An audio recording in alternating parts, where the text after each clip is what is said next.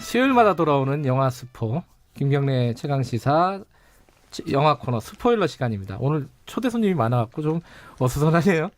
최강희 평론가님 나와 계십니다. 안녕하세요. 예, 안녕하세요. 오늘은 저는 이 영화를 갖고 오실 줄 알았어요. 네, 이 영화를 한 번쯤 다뤄야 될 시점이죠. 그 화성 연쇄살인 사건의 진범이 특정된 용의자가 지금 특정이 된 상황에서 살인의 추억을 한번 되짚어보는 네. 그런 시간을 좀 가져보겠습니다. 근데 이게 워낙 유명한 영화라서 다시 무슨 얘기를 해야 될지 저는 조금 무슨 얘기를 해주실지 궁금합니다. 네, 사실 여기 제작진하고 상의를 할 때, 예. 아이템 상의를 할 때, 이제 살인의 추억이라는 영화가 뭐 얼마 전에 영화 채널에서 예. 이게 편성이 됐다가 예. 이게 이제 피해자 유족을 고려하지 못하고 오락거리로 영화를 소비한 그런 비판을 좀 받았다라는 그래요? 얘기를 들었어요. 그런 일이 있었군요. 예. 그래서 글쎄요, 저는 그거에 대해서는 동의를 못해서. 저도 그걸 그렇게까지 생각할 필요가 있나라는 왜 생각이 그러냐면요, 드네요. 이 살인의 추억이라는 영화를 오해하시는 분들이 그렇게 생각하시는 것 같아요. 살인의 추억은 연쇄살인 그 자체를 오락거리로 소비하는 영화가 아니에요. 아하. 이 영화는 그때 당시, 그러니까 1980년대라고 네. 하는 시대 분위기 속에서 네. 국민의 생명을 지키지 못했던 네. 그 공권력의 무기력에 대한 얘기거든요. 그렇죠. 예, 근데 영화 보시면 그냥 그게 드러나거든요. 그래서 경찰의 자기 반성에 대한 영화인데 그거를 이게 무슨 오락거리로 소비한다 이런 것도 좀 과민한 반응이 아닌가, 저는 뭐 그런 생각이 듭니다. 좀 어쨌든 과민한 느낌이 있어요. 예, 그래서 저는 이제 이 살인의 추억이라는 영화뿐만 아니라 뭐 연쇄살인 사건을 다룬 뭐 기타 영화들 얘기도 하면서 이 범죄를 영화의 소재로 삼는 것, 그리고 민감하죠.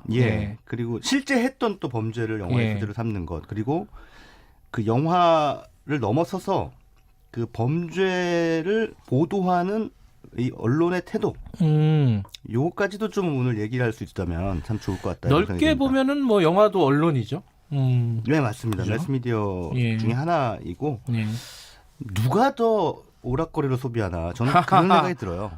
그러네요. 저는 영화보다는 뉴스가 훨씬 더 오락거리를 소비하고 있다고 생각하거든요. 범죄나 사건을. 왜 마녀사냥 심리 있잖아요. 예. 근데 최근에 저는 이제 고유정 씨 사건이나 이런 거 보면서 왜 얼굴을 공개했지 않습니까? 그랬죠. 근데 무죄 추정의 원칙은 보도에는 적용이 안 되는 건가요? 경찰이 이제 자기들 원칙으로, 경찰이 공개를 하기로 결정했다 할지라도 언론은 정도를 지켜야 되잖아요. 그렇죠. 그런데 그냥 막 내보낸단 말이에요. 근데 그렇게 해서 그분의 얼굴이 미디어에 노출되고 많은 사람들이 알게 돼서 얻는 게 뭐예요?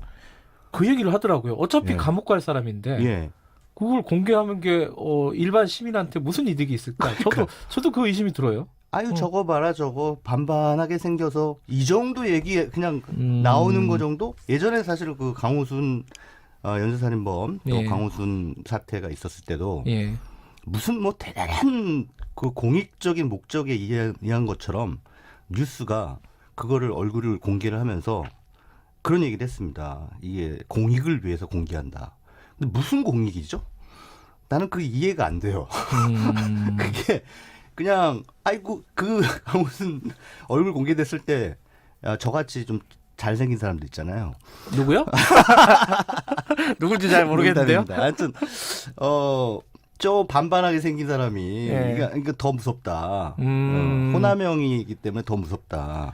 뭐 이런 얘기들이 나돌고 그랬어요. 근데 그런 얘기들이 나도는 게 도대체 무슨 의미가 있는지 그냥 흥미 위주. 그냥 사람들이 궁금하니까 어떻게 생긴 사람인지 궁금하고 그것이 알 권리의 범주에 속하는지 아니면은 무죄 추정의 원칙과 또 피의자의 인권을 넘어서는 문제인지, 그런 것들에 대해서는 우리 언론이 좀 생각할 부분이 있지 않을까, 뭐 이런 생각을 먼저 드리고요.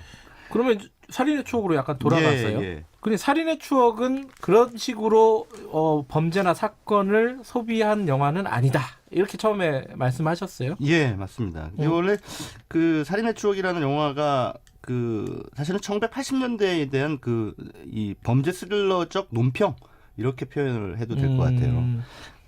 화성 연쇄살인 사건에서 모티브를 이제 얻었죠. 근데 이게 네. 사실 원래는 연극이었습니다. 예. 예, 날 보러 와요라는 연극. 저 대학 때 그거 봤어요. 아, 그러셨군요. 예.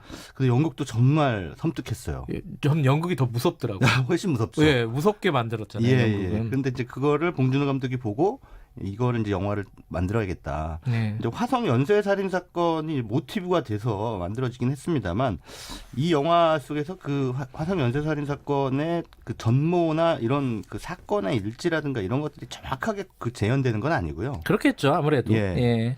뭐 여러 가지 그 실제 사건에서 이제 그 모티브를 얻긴 했습니다만 영화적으로 재구성이 됐죠. 그리고 네.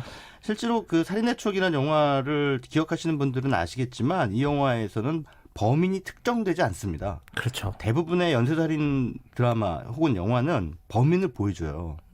그래서 범인이 범행을 저지르는 뜨끔찍하게 범행을 저지르죠. 네. 그런 상황들을 이제 나열한단 말입니다. 네. 사실 저도 그렇게 그 범죄 행각 또는 살인 행각을 좀 디테일하게 묘사하는 건 네. 특히나 실제 사건을 모티브로 삼은 영화로서는 취하지 말아야 될 네. 그렇게 썩 바람직한 태도는 아니라고 생각합니다. 네. 그래서 이 영화는 그런 면에서는 나름대로 정도를 지키고 있다라는 거죠.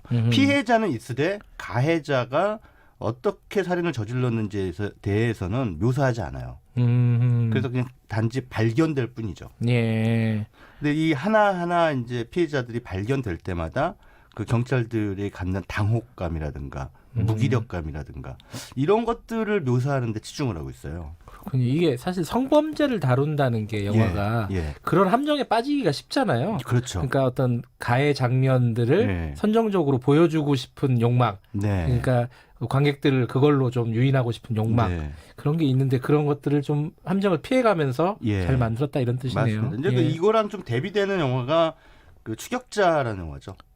추격자 예. 하정우 씨 나오는 거예요? 예, 나훈진 감독의 추격자가 예. 이제 5년 뒤에 만들어졌는데 그 영화도 한 500만 명 이상의 그 흥행을 했습니다. 예. 근데 추격자 같은 경우에는 하정우 씨가 연쇄살인범으로 등장을 하는데 네. 그 영화에서는 비교적 그 살인의 추억에 비하면은 그 범죄 행각이라든가 이런 것들 잔인한 수법이 조금 노골적으로 드러나요.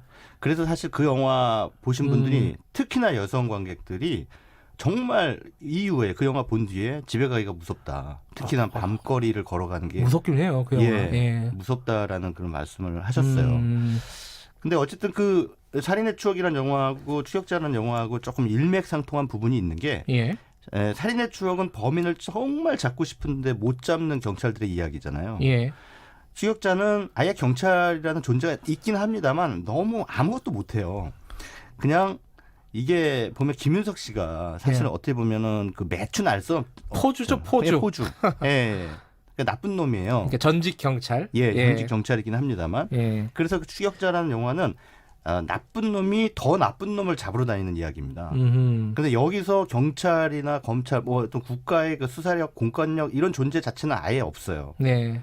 물론 이제 슬쩍슬쩍 등장하긴 합니다만 너무 무능하게 나오죠. 예. 대부분의 한국 영화가 형사가 주인공이 아닌 이상은 경찰이나 공권력을 좀 무능하게 그리는 그런 경향이 있는데 네. 추격자도 마찬가지예요. 근데 이제 살인의 추억이라는 영화는 이제 조금 더 그것을 본격적으로 네.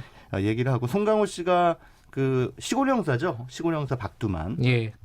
그리고 이제 서울에서 이제 파견된 그 서태훈 형사 예. 김상경 씨가 예. 역할을 맡았죠. 이 두 사람이 티격태격하면서 이제 범인들을 약간 버디 무비 같은 예, 그런 맞습니다. 느낌도 있습니다. 예, 그죠? 그래서 두 사람이 서로 이제 어떻게 보면은 이제 송강호 씨는 감에 의해서 수사를 하는 촉이 좋은. 예, 예. 촉에 의해서 수사를 하고 예. 김상경 씨는 이제 그래도 본청에서 내려온 형사이기 때문에 뭔가 좀 과학 수사를 하려고 하는. 예.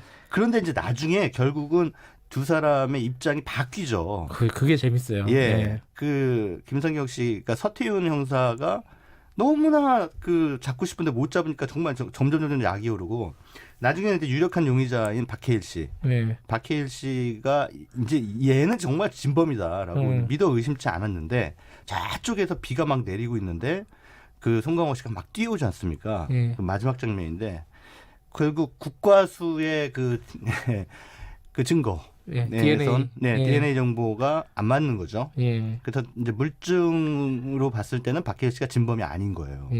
그래서 이제 막 뛰어오고 서태훈 형사는 그럼에도 불구하고 어떻게든지 그냥 사적 처벌이라도 하고 싶어서 예, 막 두드려 패죠. 예, 막 권총을 들고 막 이러니까 말리지 않습니까?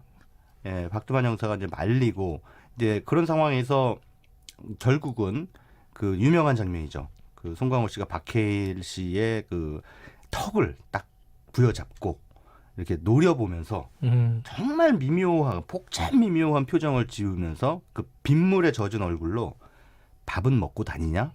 이렇게 물어보지 않습니까? 명대사죠. 예. 예.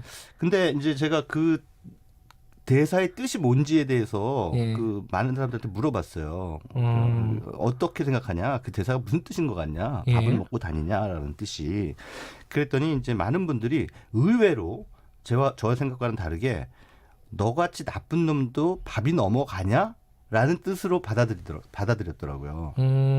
그러니까 많은 분들이 박해일이 진범인데 증거가 잘못돼서 못 잡았다. 이렇게 생각하시는 것 같아요. 예. 근데 그게 아닌데. 뭐라고 보시는 거예요? 저는 모르겠네요. 그게 할 말이 없다라는 뜻이라고 생각해요. 아, 예. 너한테 할 말이 없다? 예, 정말 할 말이 없다. 아. 그러니까 너가 범인인 줄 알았는데 예. 이게 증거가 형사는 당연히 증거에 의해서 움직여야 되는 직업이니까요. 증거가 네가 아니라고 하니 야, 정말 여기까지 와서 결국 나를 놔줘야 되는 이 상황. 범인을 못 잡는 이 상황. 이런 것들에 대해서 경찰로서 정말 할 말이 없구나라고 하는 자괴감의 표현이라고 이제 생각을 해요. 근데 영화 속에 잠깐 등장하는데 1980년대가 그럴 때 아닙니까? 그 시위가 많았고. 예, 시골에서도 시위가 있고 막 맞습니다. 그랬었죠. 그래서 예. 이제 영화 속 보시면은 이 시골 형사들이 시위 진압에 동원이 돼요. 그렇죠. 예. 그래서 가서 중간중간에 가서 시위 진압하고 그러는데 그런 상황에서 어떻게 범인을 잡을 새가 있겠습니까? 그러니까 수사에 집중을 못하는 거죠. 네. 그래서 이 영화 살인의 추억이라는 작품은 그렇게 1980년대 어떻게 보면은 이제 경찰력이 국가 권력의 더 파수꾼 역할을 해야만 했던 슬픈 시대죠.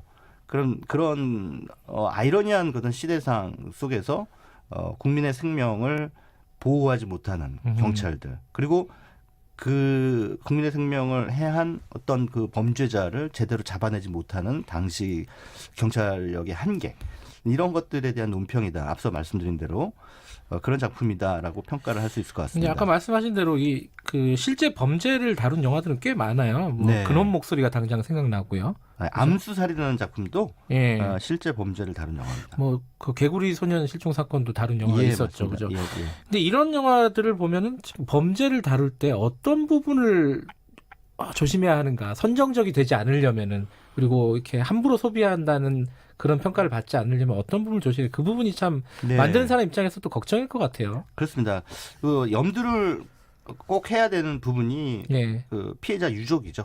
예, 어찌됐든 뭐 관객들 입장에서는 재미있는 영화를 원하지만 네. 그 영화 때문에 피해자 유족들이 또 한 번 큰 상처를 입을 수도 있거든요. 네. 근데 그런 부분에 대해서 항상 고려를 하는 게 좋다. 저는 그렇게 생각해요. 그래서 앞서도 제가 말씀드렸다시피 예. 그 범죄 과정 또 피해자의 어떤 신상이라든가 예. 이런 것들이 실제와 지나치게 유사한 상황. 영화는 다큐멘터리가 아니니까요. 네. 뉴스가 아니고. 그러니까 그런 것들은 허구적인 상상력에 의해서 조금 윤색을 가하는 네. 게 도덕적으로 바람직하다 이렇게 생각합니다. 그러니까 피해자에 대한 예의도 필요하고요. 네. 아까 말씀하신 대로 그럼 과연 뉴스는 영화보다 훨씬 더 도덕적으로 윤리적으로 우위에 있는 것이냐? 예. 아닐 수 있다. 요 말씀이 기억나네요. 여기까지 듣겠습니다. 고맙습니다. 예, 감사합니다. 김경래 최강시사 오늘은 여기까지만 하겠습니다. 내일 다시 돌아옵니다.